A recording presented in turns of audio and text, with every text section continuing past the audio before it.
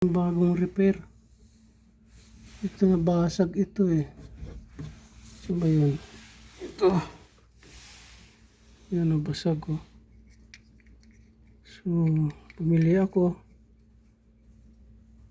ng bago. Yan. Ito. Tapos pinalitan ko. Yan na yan oh. Wala na siyang leak. Tama lang yan. Nagbabibrate kasi ito eh. Tapos ito nagbabibrate kaya nilagyan ko ng clamp. Buksan mo kaya doon ulit po. Kung nagbabibrate dito.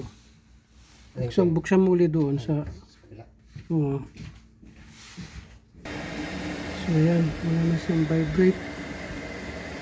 Okay na. Hindi na siya nagbabibrate.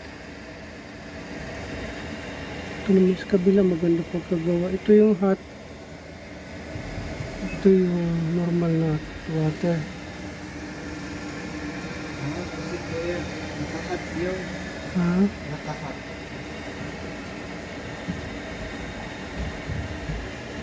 So okay na yan. Wala ka hindi siya mag-leak. Bumaha sa baba oh. Okay na. Hindi siya tumadaan dito. Ha? Ayan, code na yan. Parehas na siya, balance na siya doon. Ito yung bathtub.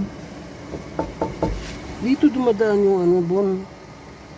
Yung barado, tubig. Ito yung pinakano niya eh, drainage. Out niya po yun, diba? Out niya yan oh. Tapos may drainage sa ilalim yan. So okay na yan, solve na. Obserbahan na lang natin. Minsan, kapain mo lang na ganito, kung may tubig, may leak yan. Pag bumasa yung kamay mo, ganun. So,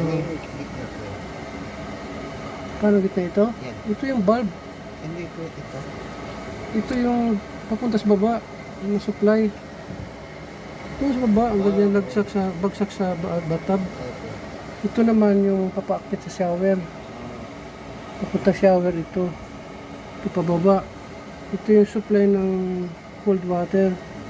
Ito naman yung supply ng hot water. Yan. Ito mo ay adjust yan sa taas. Sige, close mo na doon. Okay na to. Sarap na rito. Salamat. Alright.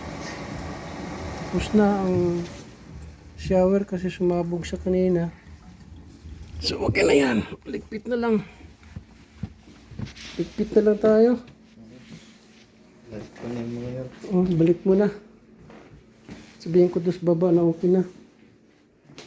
Sabihin ko din si ano. Oo, sabihin mo na lang. Isha.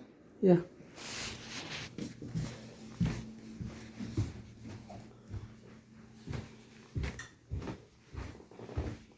Okay na yan. Baha dito kanina. Oh. Yan. Hanap na namin.